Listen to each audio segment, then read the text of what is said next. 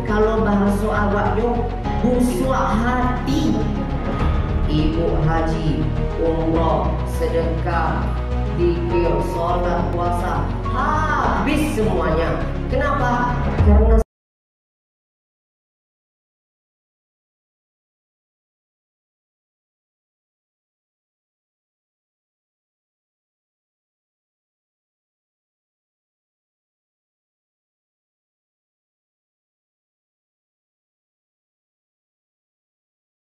Bismillahirrahmanirrahim. Assalamualaikum warahmatullahi wabarakatuh. Alhamdulillahi rabbil alamin wa bihi nasta'in ala umurid dunya waddin. Wassalatu wassalamu ala asyrafil anbiya'i wal mursalin wa ala alihi wa ashabihi ajma'in. Amma ba'd. Yang pertama sekali, mari kita bersyukur kepada Allah Subhanahu wa ta'ala yang telah menciptakan langit tanpa tiang, bumi tanpa atap. Dan Allah jugalah yang telah menciptakan laki-laki, perempuan, dan anak yang soleh dan solehah yang berbakti kepada orang tua, sehingga terjadilah keluarga sakinah mawaddah warahmah hingga masuk surga. Amin ya rabbal alamin. Yang Rifki hormati para ustadz dan para ustadzah yang tidak bisa Rifki sebutkan satu persatu. Yang Rifki hormati ketua Hurayah Community dan seluruh hadirin wal hadirat, bapak dan ibu yang hadir pada pagi ini. Bu, oh bu, ibu kenal nggak sama saya? Nah, kalau belum kenal, Rifki perkenalkan ya. Nama ana Muhammad Rifki Rifai dari SMP IT Al-Ittihad Rumbai Pekanbaru. Alhamdulillah Rifki diberikan kesempatan untuk bertausiah pada pagi ini, dan Rifki akan menyampaikan tentang penyakit hasad. Ibu tahu apa itu penyakit hasad, Bu?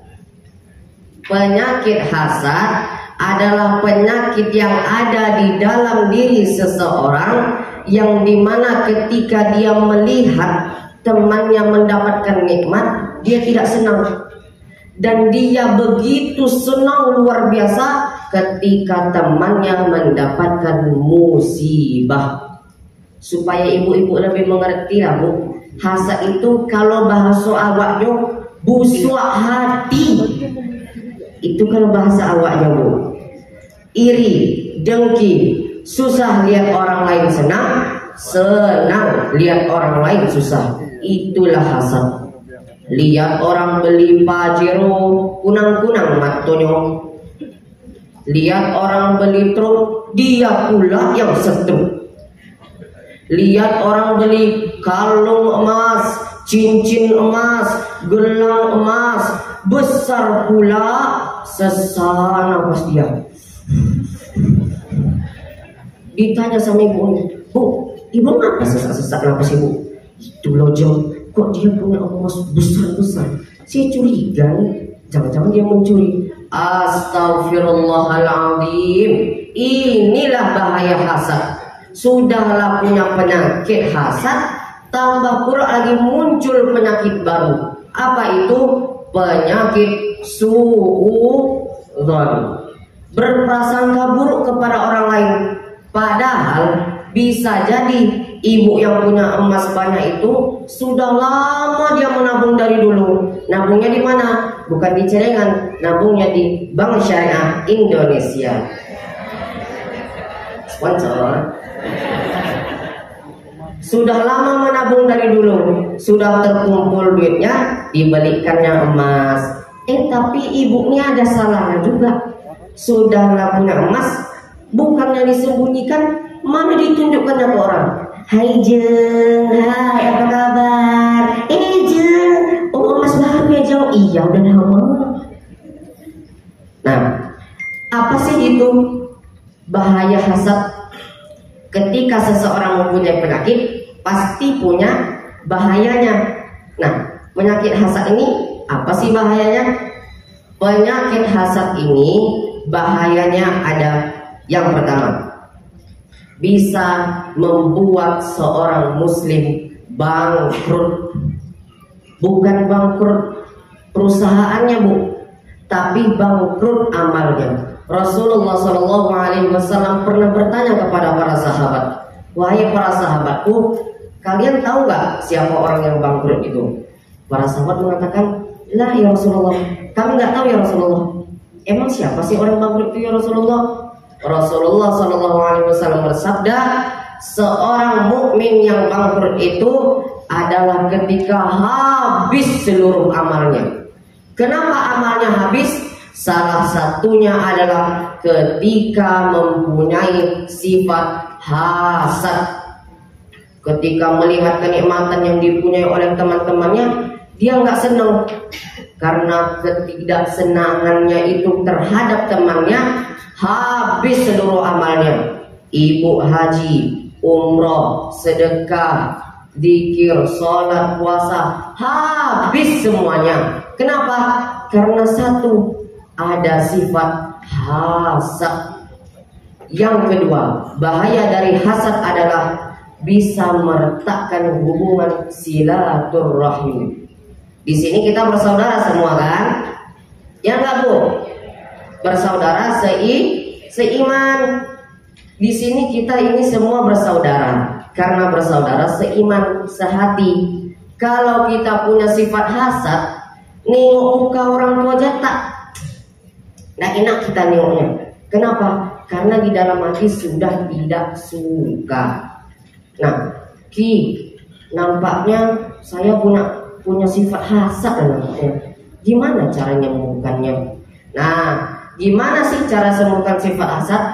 Cara menyembuhkan sifat hasad, verifikasi ya, rumusnya nih, ramuannya. Yang pertama, cara menghilangkan sifat hasad adalah doakan setiap muslim tanpa sepengetahuan orang yang kita doakan tersebut. Misalnya nih, bapak atau ibu lagi sholat tahajud. Di dalam sholat tahajud itu, bapak ibu doakan, ya Allah, si fulan atau si fulana murahkan rezekinya, jadikan keluarganya sakinah mawaddah warahmah, berkahi mereka dengan anak-anak yang soleh dan soleha. Tapi orang yang bapak ibu doakan itu nggak tahu, tersembunyi, hanya ibu dengan Allah saja yang tahu. Maka itu bisa mengurangi sifat hasad kita. Dan malaikat ketika mendengar doa bapak ibu tersebut, malaikat langsung berdoa kepada Allah, ya Allah, jadikan orang yang berdoa ini yang mendapatkan duluan. Ibu mendoakan saudara ibu secara diam-diam, mudah-mudahan dia dapat rezeki banyak, mudah-mudahan dia mendapatkan anak yang soleh dan soleha, mudah-mudahan keluarganya menjadi sakinah mawaddah warahmah. Maka malaikat mendoakan, mudah-mudahan kamu yang dapat duluan. Malaikat nggak punya dosa, malaikat selalu taat kepada Allah. Ketika malaikat berdoa, insya Allah pasti dikabulkan oleh Allah. Makanya mulai hari malam ini, yuk kita saling mendoakan sesama kita. Meskipun kita nggak tahu kenal namanya, di samping siapa, nggak tahu kita namanya. Cuman nanti kita tahajud, kita doakan, ya Allah, tadi aku pernah berkumpul di couple goals bersama saudara-saudara bersemukmin. Aku doakan mereka semua, ya Allah, lancar rezekinya, murah rezekinya, anak-anaknya diberkahi, soleh dan soleha. Begitu ya Bu ya. Siap doa itu malam ini? Insya Allah. Yang kedua, cara menghilangkan sifat hasad. Lakukan hal-hal yang bermanfaat.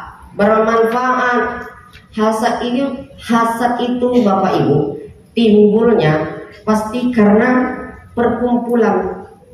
Bisa jadi perkumpulan itu perkumpulan yang baik, bisa jadi perkumpulan yang tidak baik. Maka kalau misalnya perkumpulan itu tidak baik, misalnya ibu-ibu suka berkumpul dengan orang-orang penggosip, menggunjingin orang, jom itu dapat mobil baru dari mana jom? Jom itu juga ada dapat mobil baru, ada emas. Astagfirullahaladzim Bapak Ibu, Daripada ibu menggosip sama tetangga, mendingan ibu di rumah lakukan aktivitas yang bermanfaat. Apa contohnya? Menyapu, memasak, mengepel. Saya sudah siap, pekerjaan rumah ini sudah siap semuanya. Saya mau gosip. Jangan ibu menggosip.